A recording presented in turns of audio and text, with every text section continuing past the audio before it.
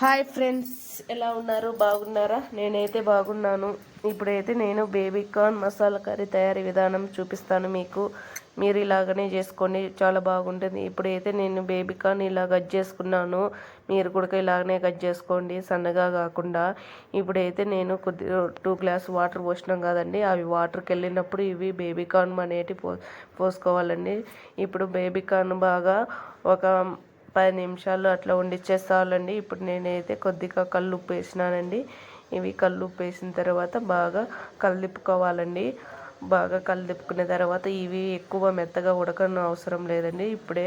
ఇప్పుడు మనం ఏదంటే కొద్దిగా లైట్గా ఉడికితే చాలు. ఇప్పుడు చూడండి, ఉడికినాయి కదండి. ఇప్పుడైతే ఇవి ఒక ప్లేట్లోకి తీసుకుందామండి. చూడండి, ఒక ప్లేట్లోకి తీసుకున్నాం కదండి. ఇలాగా ఉండేటన్ని కూడా తీసుకొని ఒక ప్లేట్లోకి తీసుకుందామండి.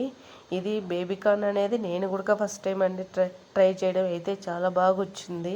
మా ఆయన కూడా నన్ను మెచ్చుకున్నాడు ఇలా చేసినందుకు. మీరు కూడా ట్రై చేయండి, మీ ఆయనలు కూడా మెచ్చుకుంటారు. ఇప్పుడు చూడండి, నేనైతే ఒక స్టవ్ పైన కడాయి పెట్టుకొని ఇప్పుడు చూడండి, నేను 2 స్పూన్లు ఆయిల్ వేసినానండి.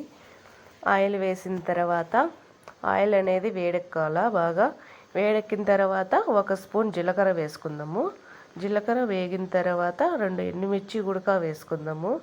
ఇప్పుడు కొద్దిగా కరివేపాకు గుడక వేసుకోవాలండి.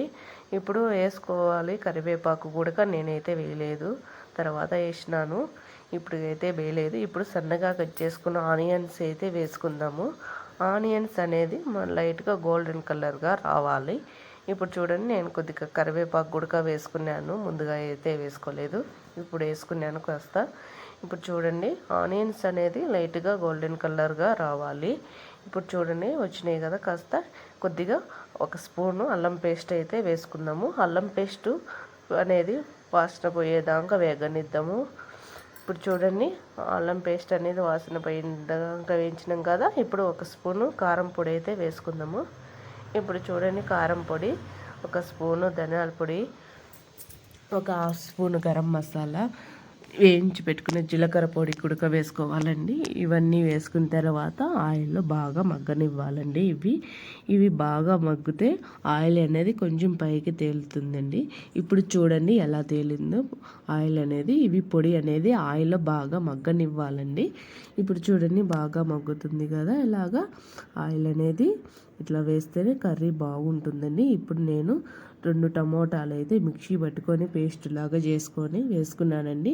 మీరు చూడండి, ఇప్పుడు పేస్ట్ వేసుకున్నాం కదా టమోటాది.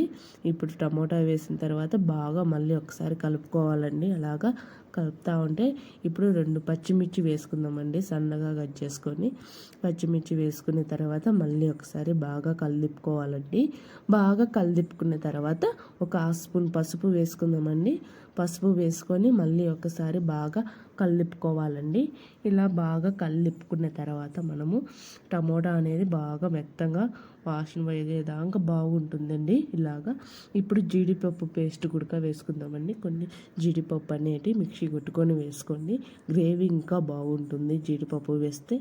చూడండి ఎలా ఉంటుందో, చాలా బాగుంటుంది జీడిపప్పు వేస్ట్ వేస్తే. ఇప్పుడు ఉప్పు సరిపోయిందో లేదో మీరైతే చూసి వేసుకున్న తర్వాత అయినా, నేనైతే ఇప్పుడు కొద్దిగా యాడ్ చేసుకున్నానండి ఉప్పు. చూడండి ఎలా ఉంటుందో.